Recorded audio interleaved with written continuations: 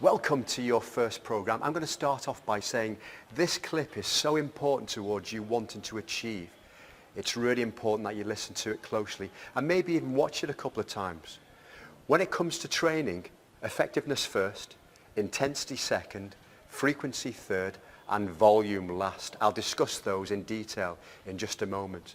The main intention of this video is to arm you with information to ensure that you train at the right intensity to produce the results you want. Most people, if they're honest with themselves, stop way short of creating hypertrophy. In other words, breaking down muscle fibers enough for them to progress. If you're exercising, ask yourself, is your training effective? Are you focused and striving to do more work, lift more weights, and do more repetitions in the session? Are you training regularly? Research studies have shown that frequency of exposure to a stimulus, i.e. exercise, is a primary key success. Once you have effective and technically sound exercise performed with appropriate intensity on a regular basis, then you can think about adding volume. In the meantime, doing more work can't replace effectiveness, intensity, or regularity. More hours does not equal more results. In order to get our bodies to change, new demands need to be placed on it. There's a term called progressive overload. Progressive overload is not a new concept. Many of us have heard the story of the Greek wrestler Milo, who every morning picked up a baby calf and pressed it overhead. Over the years, the calf grew into a fully grown bull, but those increases in body weight allowed Milo to grow stronger at the same time. So, at the end of his daily lifting ritual, he was able to lift a fully grown bull. This has been termed the progressive overload principle. Results occur as an outcome of progressive exercise using frequency, intensity, and duration to cause the body to adapt and change. Our bodies are essentially resistant to change. What scientists call homeostasis. Homeostasis is defined scientifically as the property of a system that regulates its internal environment and tends to maintain a constant, stable, constant condition. What this means to you is your body doesn't want to change. It wants to stay the same. It wants to stay the same temperature, the same weight, the same strength, etc. The body does not want to change. But our goal is to do exactly the opposite. To create a change, we need to apply a new demand or stimulus that overloads the body and creates a stress that it's not used to. Essentially, after being exposed to stress, our bodies will regulate to handle stress. Then, as mentioned previously, we rest and recover. Once the body has adapted to the demands, we must again overload and apply the same stress in a bigger amount. So, should you wish to become stronger and leaner as such, you need to increase the load lifted. In fact, regardless of your goal, there's not a training program in the world that requires you to lift less weight or do less total work in the future than you can do now. The best saying for progressive overload I've ever heard is from a sports conditioning specialist when he said, if you do what you've always done, you'll get what you've always gotten. I thought that's a great set of words. In other words, unless you ask your body to do something beyond which it's already accomplished, it'll not change.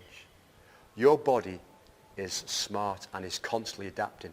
Whenever we apply a stimulus via training, the body will adapt. But if we don't change that stimulus often enough, the body will become stale, getting used to the demands and stops adapting, leading to no progress at all.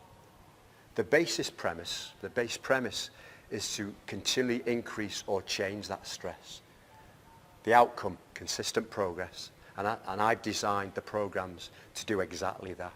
So, how are you going to consistently keep moving forward and improving? As mentioned previously, effective training comes first, intensity second, frequency third, and volume last. Let's go over each of these factors. Firstly, the effectiveness of your training. Simply watch the videos that are produced for you. Watch them closely. Note the form in which to complete the movements. It's important to go through the full range of movement on each exercise. Secondly, the intensity of which you'll work within.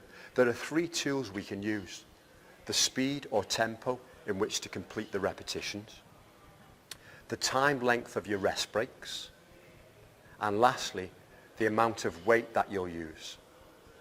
You'll see on your workout forms the tempo in which to complete each exercise and the rest breaks between sets. The rest breaks are straightforward. Simply follow the times mentioned on the workout forms. However, adjust them accordingly depending on your fitness level and how you're feeling on the day. Plus, what section of the program that you're performing within.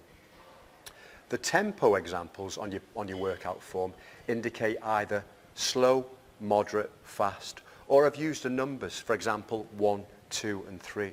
So here are some visual examples, and I'm going to use a bicep curl for this.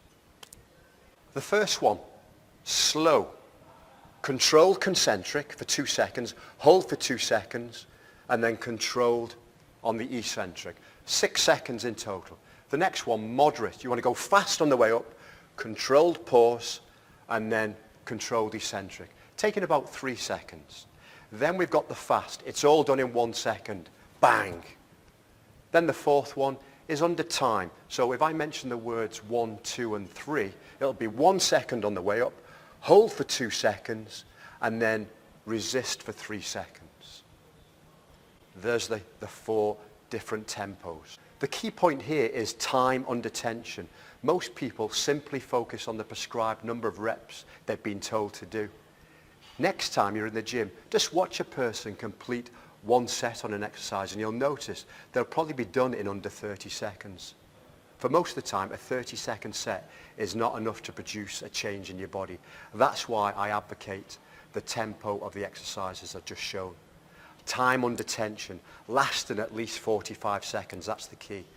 Now, if you find that you can't complete the amount of reps I've just asked you to do in strict form, using the prescribed tempo, simply opt for a lighter weight. Remember the Milo story, you'll soon improve. Talking of weight selection, in my experience, the average client adapts to a program about every 4 weeks. Within the 4-week period, we should also be progressively increasing our weights. There are 4 phases that I can go through as follows. The intro phase, base phase, overload phase, and shock phase. In your intro phase, you're simply perfecting the new exercises and are not too concerned about pushing yourself too much. In the base phase, you're beginning to familiarize yourself with the exercises, and you may want to increase your intensity by slightly increasing your weights by say 5% or reducing your rest breaks. You'll continue to do this in both your overload phase and your shock phase, but always remembering that good form of an exercise always comes first. In other words, if you feel that you can't complete 12 reps with say a 12 kilogram bar using good form, then opt for an 8 kilogram bar. Always strive for balance between effort and technique. You must use your best judgment and know when to stop when technique starts to break down. Okay, I've talked about the 2 factors of you progressing forward. That was effectiveness first, intensity second. Now very briefly, the last 2 factors, frequency and volume. Frequency. We all know life gets in the way, work life, family life, social life. But we also know in order for us to be happy, we have to put the time in. Now on this program, you may start with just 3 visits per week. And as you master the workouts, it may increase to 4 visits. What I'm really saying here is that if you do achieve that 4th visit to the gym, you will add an extra 40% of goodness to yourself and benefit yourself. Enough said there. Finally, volume. No, I don't mean shout really loud in the gym. I'm referring to the amount of sets you perform. As you master the exercises, and that should happen during the previously mentioned overload phase, you could add an extra set to some of the exercises. However, be mindful that more does not necessarily mean better. I use the term self-limiting exercise. This term prevents you from doing the exercises wrong or doing excessive volume. This is how it works. Perform the prescribed amount of sets and reps using prescribed tempo and weights until your technique begins to waver. That's when you know you've hit your volume ceiling. That's your self-limiting exercise. And here's my final note that encompasses all that I've just talked about. Only you know you're putting in enough effort into your workouts. So go on, go for it. If there's any other questions, simply go to the Facebook group. Good luck.